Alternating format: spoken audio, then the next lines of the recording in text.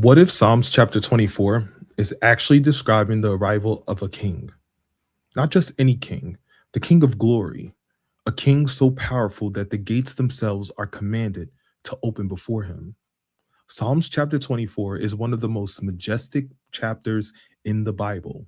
And today, we're going to break it down verse by verse and discover how it points directly to Jesus Christ. Let's get started. We have our Bibles open. Let's begin to read. The earth is the Lord's and everything in it, the world and all the people belongs to him. For he laid the earth's foundation on the seas and built it on the ocean depths. Who may climb the mountain of the Lord? Who may stand in his holy place?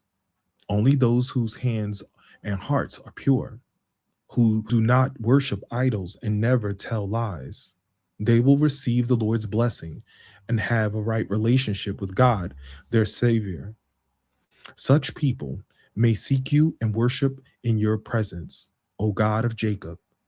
Open up ancient gates, open up ancient doors, and let the King of glory enter.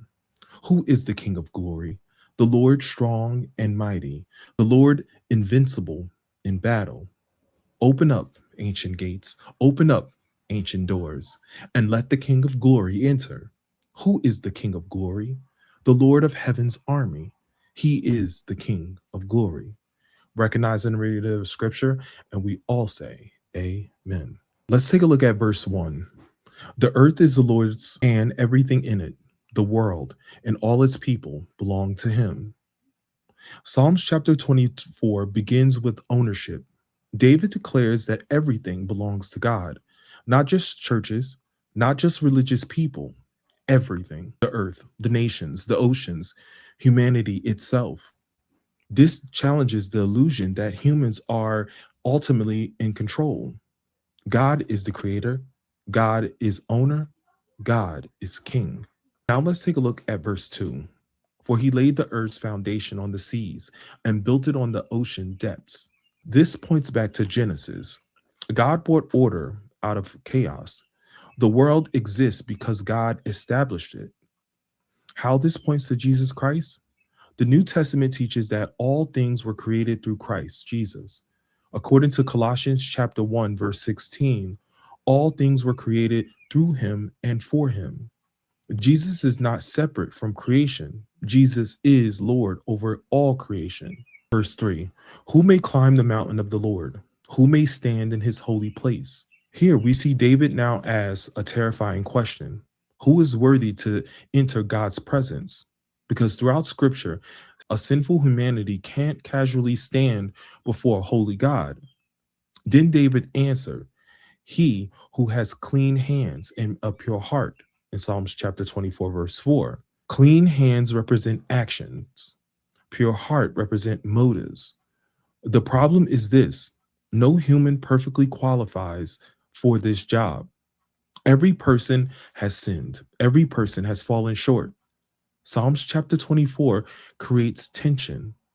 If only the pure can stand before God, who can actually enter? Let's talk about how this points to Jesus.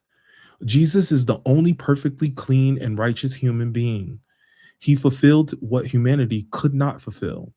And through Christ, believers are made righteous before God. Psalms chapter 24 ultimately points to our need for a Savior. Verse 6 says, such people may seek you and worship in your presence, O God of Jacob. God is not looking for a casual interest. He's looking for seekers, people who truly pursue him. Notice the phrase, seek the face of God. This means pursuing relationship, not just religion. David is describing people whose hearts long for God's presence. How do we apply this to our life? Well, many people want God's blessing. Few seek God himself. Psalms chapter 24 calls believers to enter into a deeper pursuit towards God. 7 says, open up ancient gates, open up ancient doors, and let the King of glory enter. Guys, this is one of the most dramatic moments in the book of Psalms. David pictures gates opening for the arrival of a victorious king. Then the question is asked, who is this King of glory? And the answer comes: the Lord, mighty in battle. This imagery is royal, victorious, and powerful. Many scholars believe this Psalms may have originally celebrated the Ark of the Covenant entering Jerusalem, but prophetically, it points beyond David. It points to Christ Jesus. How this points to Jesus? Jesus entered Jerusalem as a king. Jesus conquered sin and death. Jesus ascended in glory. And one day, scripture says, Christ will enter again as a conquering king. Psalms chapter 24 echoes forward into Revelations. The King of Glory is coming. Now let's end with verse 10. Who is the King of Glory? The Lord of Heaven's army.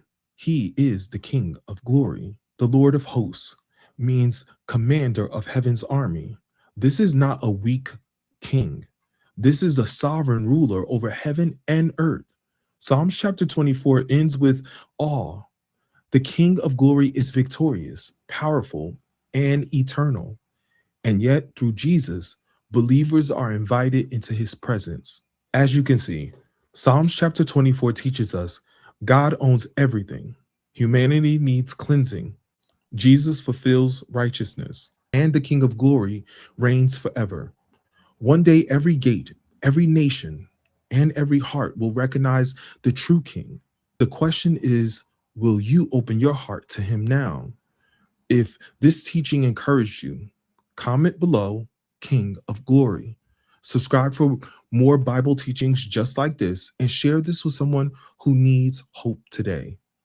I suggest that you go to my playlist, the Book of Psalms, and check out Psalms chapter 23 explained, or Psalms chapter 22 explained, or Jesus in the Psalms series. I want to thank you for watching. God bless you. God bless your family, and I'll see you in the next video. Thanks.